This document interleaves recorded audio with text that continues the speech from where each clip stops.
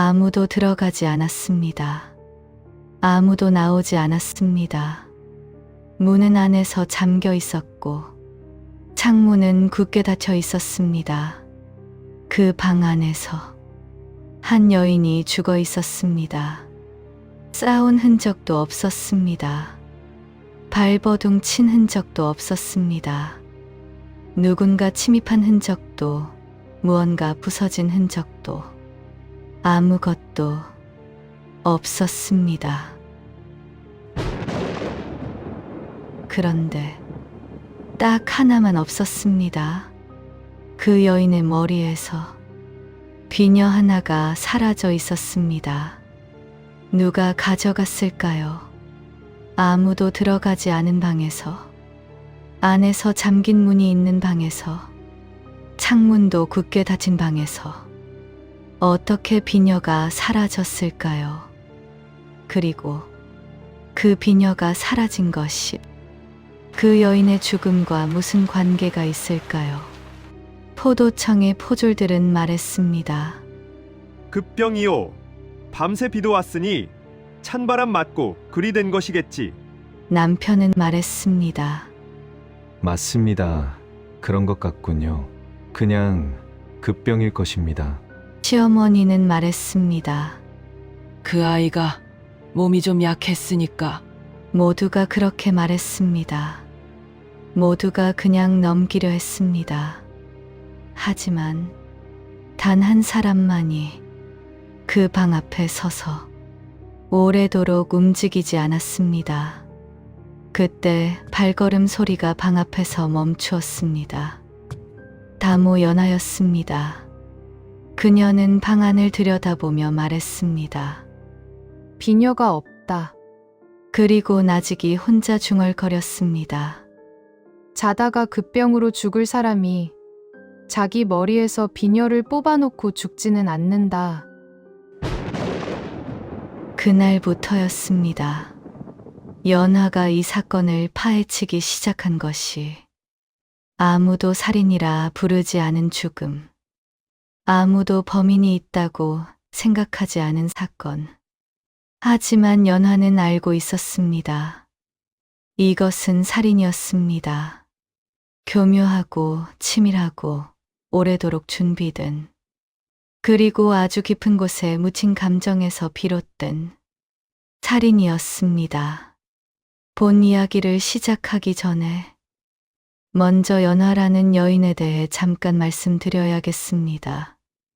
연하는 원래 포도청에 있어야 할 사람이 아니었습니다. 어릴 때부터 총명했고 그를 좋아했으며 한 번 본 것은 쉽게 잊지 않는 기억력을 타고났습니다.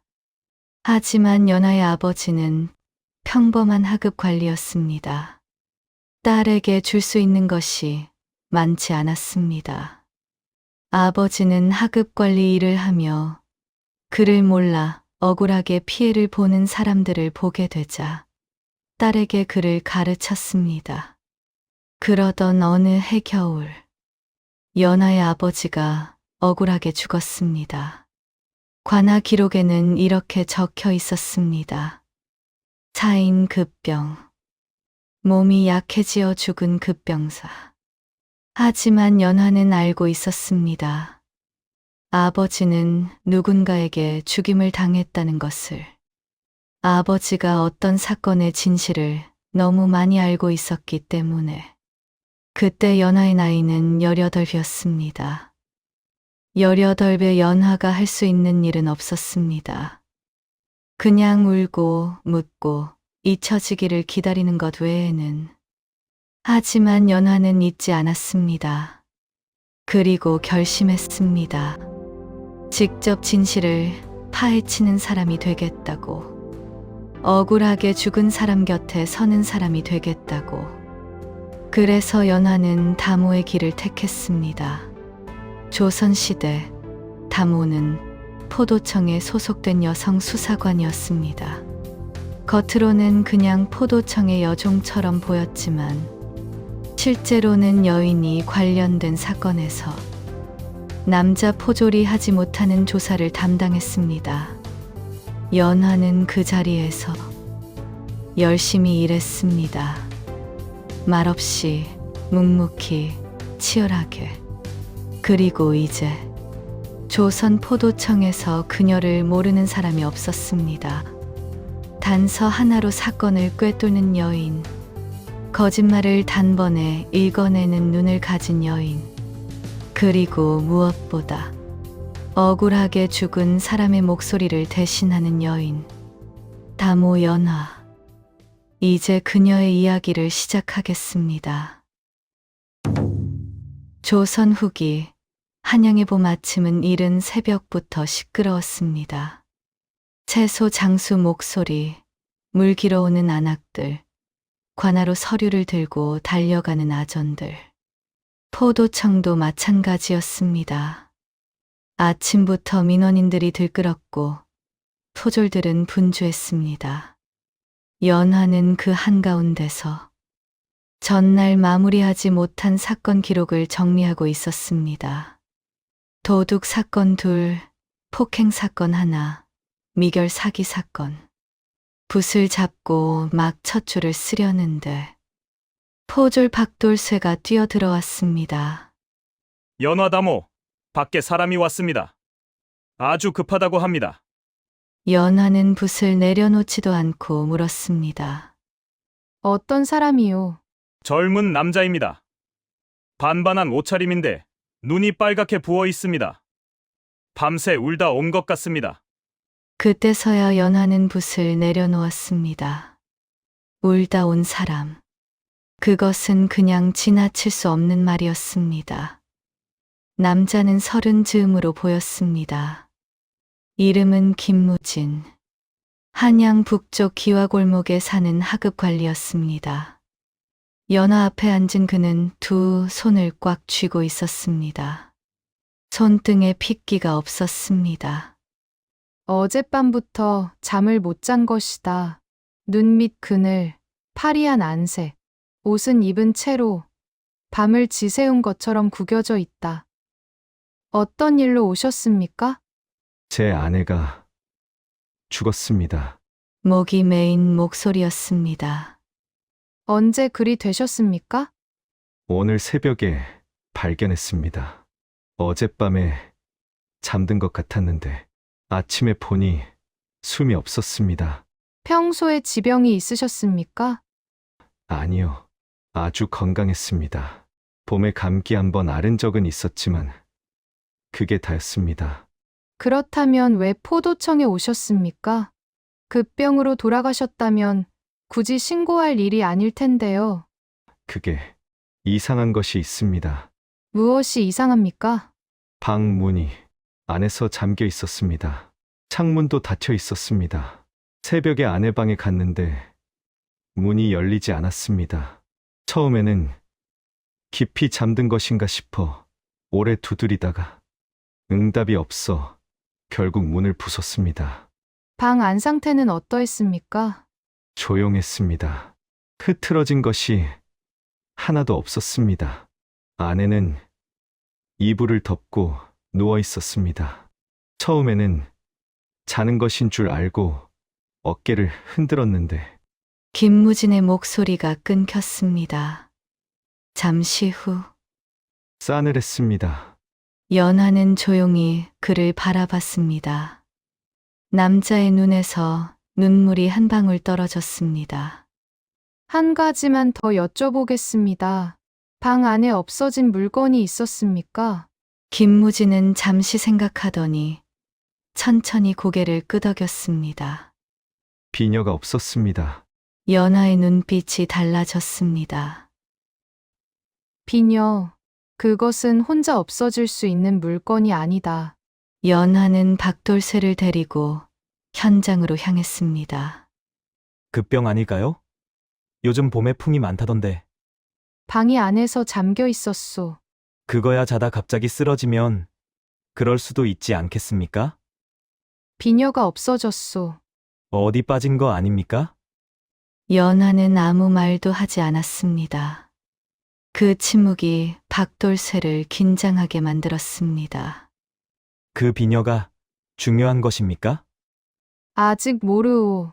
하지만 이상하오. 무엇이 말입니까? 자다가 급병으로 죽은 사람이 자기 머리에서 비녀를 뽑아놓고 죽지는 않소. 김씨 댁은 그리 크지 않은 집이었습니다. 대문 안으로 들어서면 작은 마당이 나오고 왼쪽에 사랑채, 오른쪽에 안채. 안채 끝에 작은 방 하나. 그것이 옥향이 쓰던 방이었습니다. 집 안은 무거웠습니다. 마당 한쪽에는 시어머니 최 씨가 넋이 나간 것처럼 앉아 있었습니다. 그리고 처마 그늘 아래에 30대 초반의 여인이 서 있었습니다. 시누이 김유선이었습니다. 시어머니의 눈은 텅 비어 있다. 슬픔이다. 진짜 슬픔. 하지만 저 여인, 시누이는 다르다. 눈이 너무 고요하다. 슬픔이 아니다. 무언가 다른 것이다. 연하는 그 두 사람을 한 번씩 훑어보고는 곧장 방으로 향했습니다. 방은 작고 조용했습니다. 이불은 한쪽에 개켜져 있었고 화장대 위에는 빗과 분합이 가지런히 놓여 있었으며 벽 한쪽 옷걸이에는 겉옷이 단정하게 걸려 있었습니다. 방 안은 너무나 깔끔했습니다. 연하는 천천히 방 안을 돌았습니다. 먼저 문. 안에서 빗장을 걸었다. 남편이 문을 부쉈을 때 빗장이 안쪽으로 떨어진 것을 보면 확실하다. 박돌쇠 군, 저 빗장 조각 잘 보관해 두시오. 다음으로 창문. 연하는 창문으로 다가가 창틀 위아래를 살폈습니다. 봄날 밤에 창문을 닫고 잤다. 이상하다. 이 집 마당에 나무도 있고 바람도 잘 통하는 구조인데 환기를 싫어하는 사람이었나? 아니면 다른 이유가 있었나? 창틀 아래쪽을 손가락으로 쓸었습니다. 아주 미세한 무언가가 손끝에 걸렸습니다. 흠집. 작지만 분명히 있다. 최근에 생긴 것이다. 오래된 흠집은 색이 어둡지만 이것은 밝다. 연하는 그 부분을 더 자세히 들여다봤습니다. 긁힌 것이 아니다. 무언가 반복적으로 스쳤다. 아주 가는 것이 실. 아니면 그보다 가는 것. 마지막으로 바닥. 연하는 이불이 개켜진 자리 옆에 쪼그리고 앉아 바닥을 살폈습니다. 뭔가 보이십니까? 가까이 와 보시오. 박돌쇠가 옆에 쪼그렸습니다. 저기 빛을 비스듬히 대고 보시오.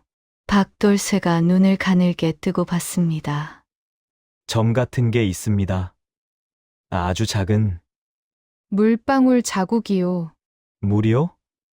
방 안이 젖은 것도 아닌데 그렇소. 방 안은 젖지 않았소. 하지만 저 자국만 있소. 창문 아래쪽에.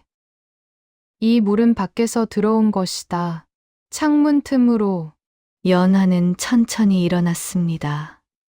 그리고 한 번 더 창문을 바라봤습니다. 닫힌 창문. 창틀의 흠집. 창문 아래 물방울 자국. 사라진 비녀. 이것들은 모두 연결된다. 반드시. 연하는 방에서 나와 마당으로 향했습니다. 시어머니 최 씨 앞에 조심스럽게 앉았습니다. 어머니, 몇 가지 여쭤보겠습니다. 최 씨는 천천히 고개를 들었습니다. 물어봐도 됩니다. 뭐든. 며느리 분은 평소에 건강하셨습니까? 건강했습니다. 봄에 감기 한 번 앓았지만 별다른 것 없었습니다. 요즘 걱정하는 일이 있었습니까? 무언가 두려워하거나 조심하거나. 최 씨가 잠시 생각했습니다. 며칠 전부터 밥을 좀 적게 먹더라고요. 물어보니 그냥 입맛이 없다고만 했습니다. 혹시 비녀에 대해 아십니까? 옥향 씨 머리에 꽂던 은비녀 말입니다. 그 비녀요? 최 씨의 눈빛이 잠시 흔들렸습니다. 혼례 날 무진이가 직접 사온 겁니다. 봉황 2마리가 마주 보는 문양이었어요. 굉장히 비쌌습니다. 옥향이가 아주 소중히 여겼지요. 얼마나 비쌌습니까? 은세양은 좋게 됐을 겁니다. 연하는 고개를 끄덕이고 다음 질문을 이었습니다. 그 비녀 항상 머리에 꽂고 계셨습니까? 그랬습니다. 잘 때 빼고는 항상, 잘 때는 화장대 위 경대 앞에 올려두었습니다. 화장대 위, 경대 앞. 하지만 경대 위에도 방 안 어디에도 비녀는 없었다. 그렇다면 누군가 가져간 것이다. 하지만 방 안에는 아무도 들어간 흔적이 없다. 연하는 자리에서 일어나 이번에는 처마 그늘 아래 서 있는 신우이 김유선에게 다가갔습니다. 김유선은 연하가 다가오자 천천히 시선을 옮겼습니다. 시선이 흔들리지 않는다. 슬픔이 없다. 아니, 슬픔을 감추는 것도 아니다. 그냥 없다. 그것이 더 이상하다. 김유선 씨? 오라버니 댁에는 얼마나 자주 오십니까? 자주 옵니다. 집이 가까우니까요. 어젯밤은요? 잠시 침묵이 흘렀습니다. 어젯밤은 오지 않았습니다. 어디 계셨습니까? 집에 혼자 있었습니다. 혼자, 증인이 없다는 뜻이다. 옥향 씨와 사이가 어떠셨습니까? 무난했습니다. 무난했다. 좋았다고도 나빴다고도 하지 않는다. 그 단어 하나가 많은 것을 말하고 있다. 연하는 다음으로 옥향과 가장 가까웠다는 이웃 여인을 만났습니다. 이름은 춘복들. 나이는 40대 초반으로 동네에서 가장 말이 많다는 여인이었습니다. 하지만 이런 경우에 말이 많은 사람이 도움이 됩니다. 옥향 씨를 가까이에서 보셨을 텐데 요즘 어떠셨습니까? 이상했어요. 요 며칠 동안 얼굴이 노랗게 뜨고 자꾸 혼자 있으려 하고 언제부터 그러셨습니까? 한 열흘, 아니, 보름쯤 됐나? 그러고 보니까 그 약장수가 오고 나서부터인 것 같기도 하네요. 약장수. 처음 나오는 이름이다. 약장수요? 예. 이 골목에 보름에 한 번쯤 오는 약장수가 있거든요. 나이는 40 넘었고 뱀 기름이니 강장제니 별별 걸 다 팔아요. 제가 요즘 허리가 안 좋아서 가끔 사기도 했는데 그 약장수가 옥향 씨 댁에도 들렀습니까? 그게 이번에 보니까 옥향이 집에서 한참을 있더라고요. 그래서 좀 이상하다 싶었어요. 옥향이가 약을 살 사람이 아닌데 왜 아니라고 생각하셨습니까? 옥향이가 약에 굉장히 조심스러운 사람이거든요. 시어머니 드릴 보약도 반드시 의원한테 확인하고 쓰는 사람이에요. 그런 사람이 떠돌이 약장수한테서 뭘 샀다는 게 이상했지요. 옥향이 약장수에게서 무언가를 샀다. 아니면 약장수가 옥향에게 무언가를 팔았다. 그런데 그 이후로 옥향의 안색이 나빠졌다. 연하는 천천히 물었습니다. 그 약장수, 지금도 이 동네에 있습니까? 글쎄요. 어제도 골목 끝에서 봤는데 어디서 자는지 아십니까? 주막에서 자는 것 같았는데 큰 거리 쪽 주막이요. 연하는 박돌쇠를 돌아봤습니다. 그 약장수를 찾아오시오. 아직 이 골목에 있을 것이오. 알겠습니다. 박돌쇠가 달려가는 것을 보며 연하는 다시 집 안을 향해 걸었습니다. 사라진 비녀, 창틀의 흠집, 물방울 자국, 약장수, 그리고 이상하게 고요한 신우이. 이것들이 하나로 이어진다. 연하는 다시 옥향의 방으로 돌아왔습니다. 이번에는 창문 앞에 오래 서 있었습니다. 창문을 열어보았습니다. 바깥쪽 창틀과 안쪽 창틀을 번갈아 봤습니다. 흠집은 창틀 안쪽에 있다. 바깥이 아니라 안쪽에. 그렇다면 밖에서 창문 안으로 무언가를 집어넣은 것이 아니다. 안에서 바깥으로 꺼낸 것이다. 연하는 눈을 가늘게 뜨고 창호지를 살폈습니다. 창호지 귀퉁이. 아주 미세한 구멍이 하나 있었습니다. 바늘 구멍이다. 바늘 하나가 들어갈 만한 크기. 연하는 창문 밖으로 고개를 내밀었습니다. 바깥쪽 창틀을 살폈습니다. 바깥쪽 창틀에도 흠집이 있었습니다. 창틀맨 아래 모서리 부분. 실이 지나간 자국이다.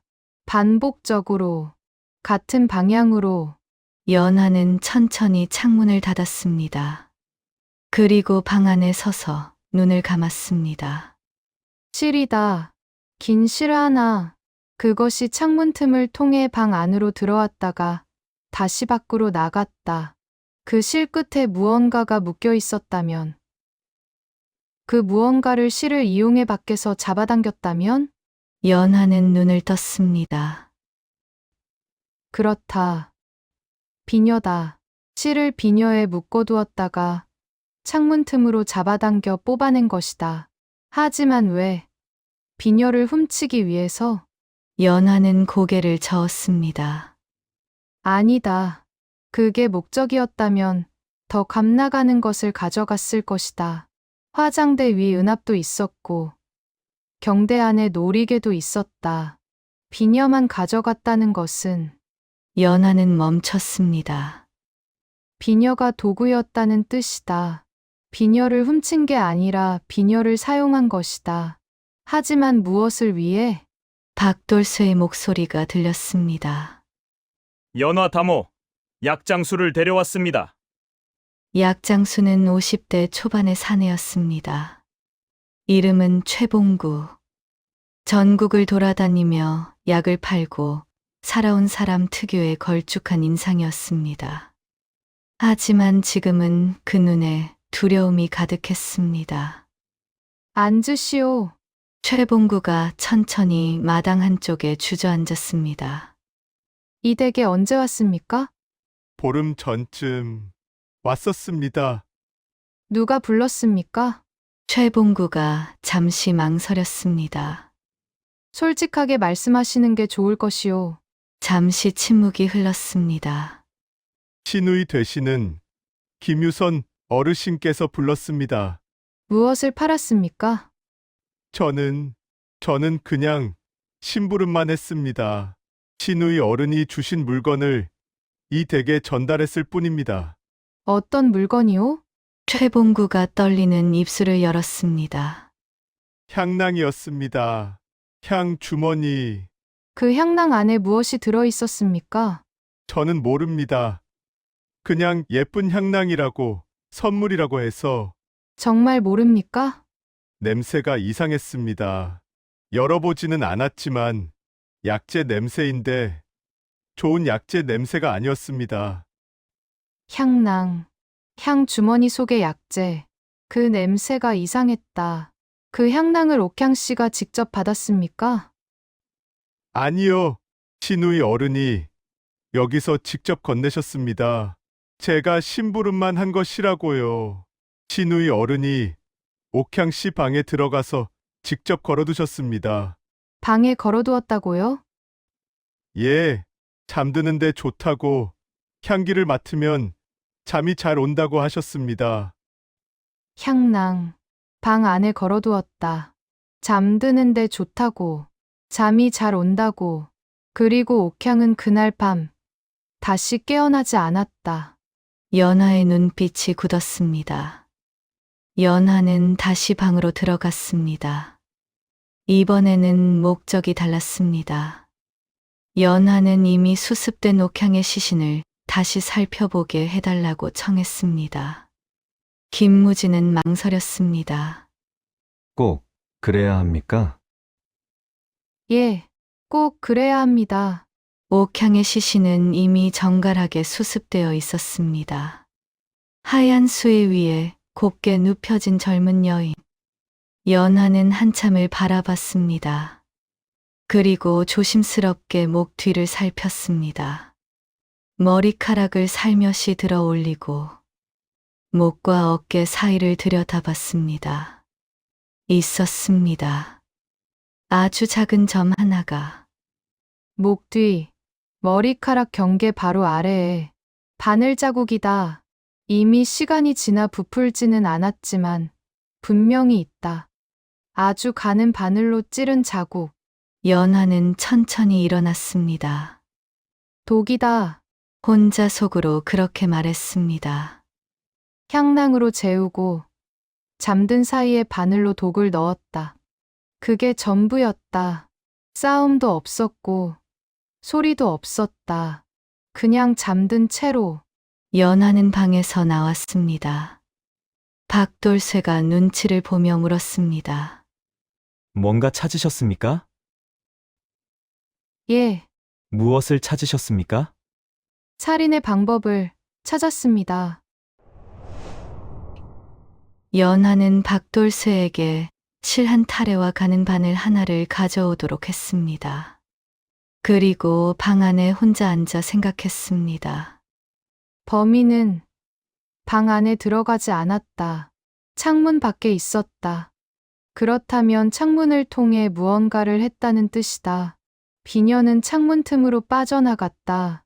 실을 이용해서. 그렇다면 순서는? 연하는 조심스럽게 재현해 봤습니다. 먼저 창문 창호지 귀퉁이에 아주 작은 구멍을 낸다. 거기에 아주 가는 실을 통과시킨다. 실 끝을 비녀에 묶는다. 그러면 창문 밖에서 실을 잡아당기면 비녀가 창문 쪽으로 당겨진다. 하지만 비녀가 크면 창틀에 걸린다. 작고 가는 비녀라면? 연하는 창틀 흠집을 다시 봤습니다. 이 흠집의 방향, 아래쪽으로 쏠려 있다.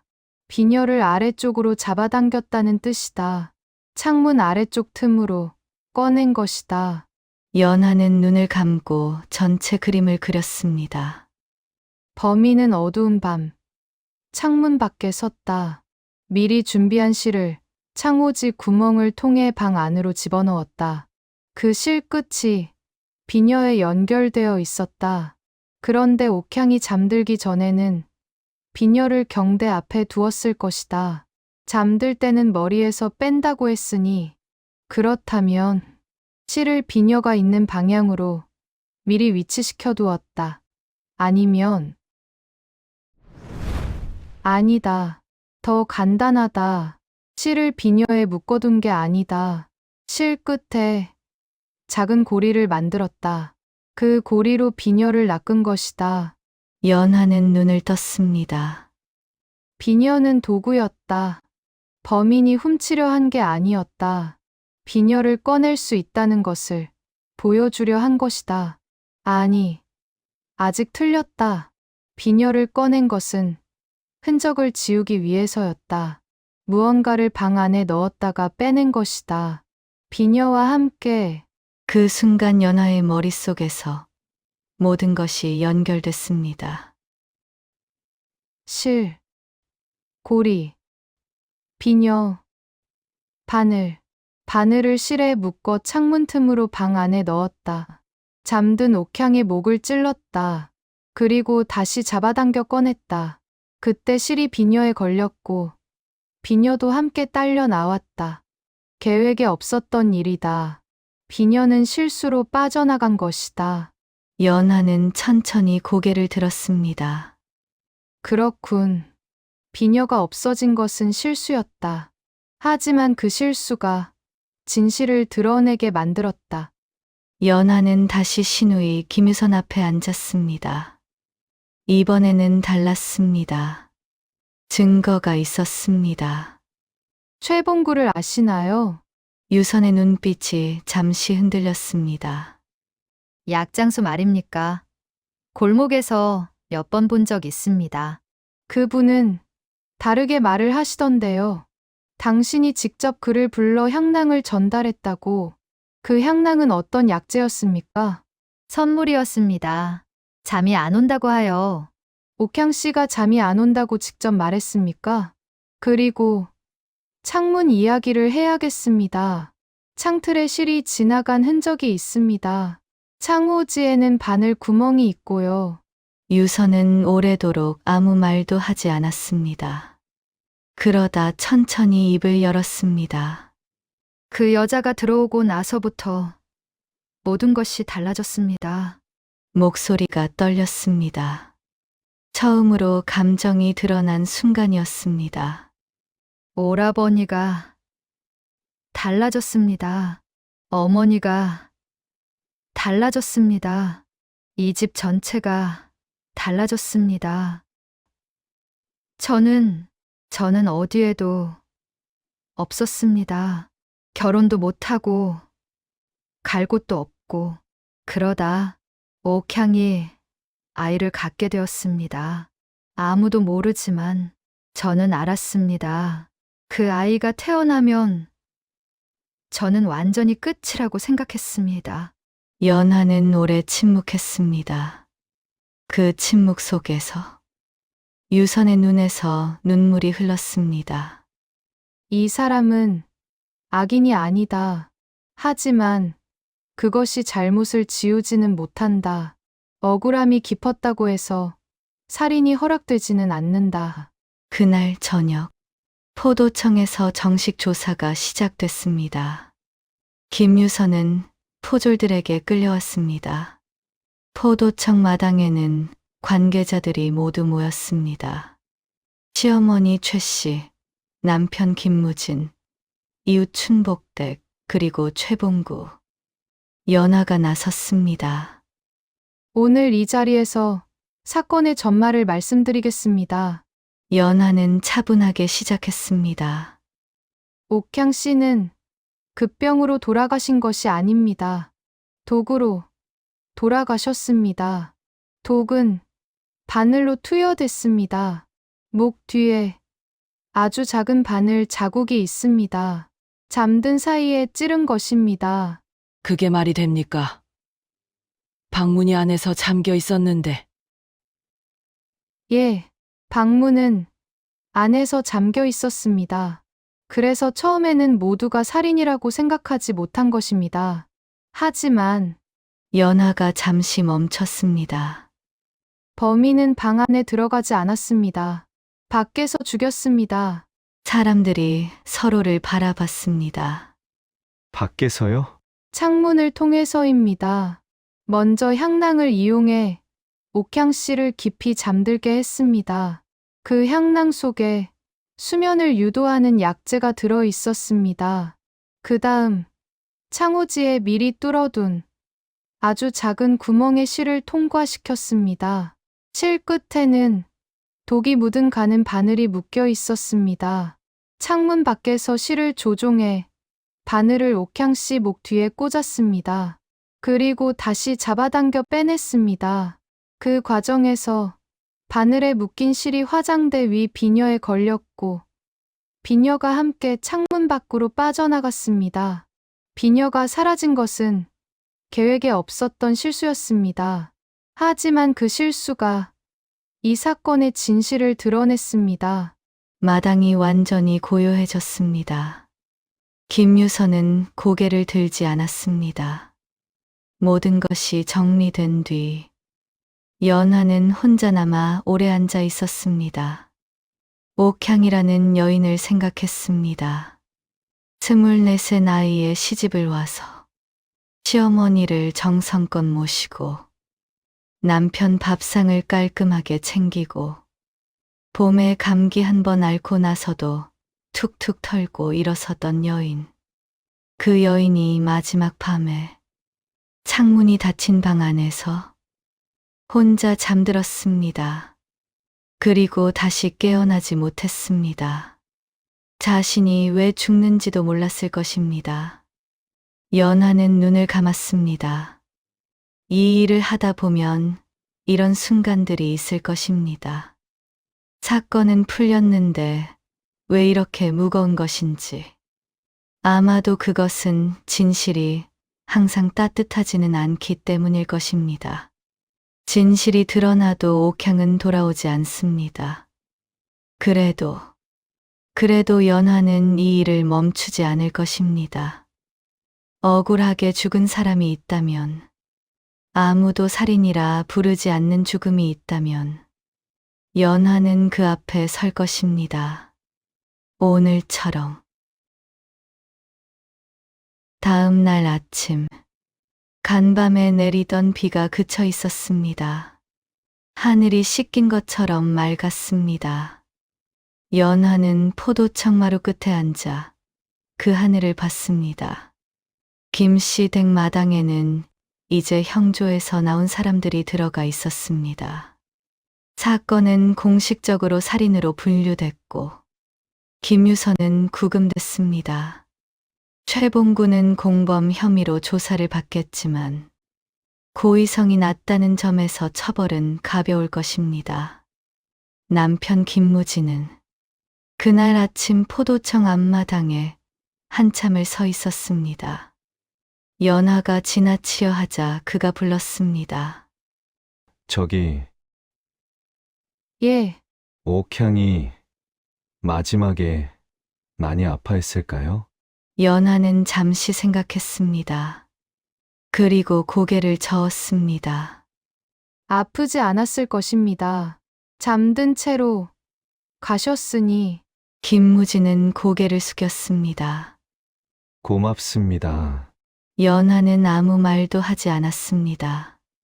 그냥 고개를 한 번 숙이고 걸었습니다.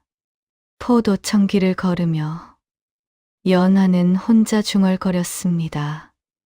문이 닫혀 있다고 해서 진실까지 닫히는 것은 아니다.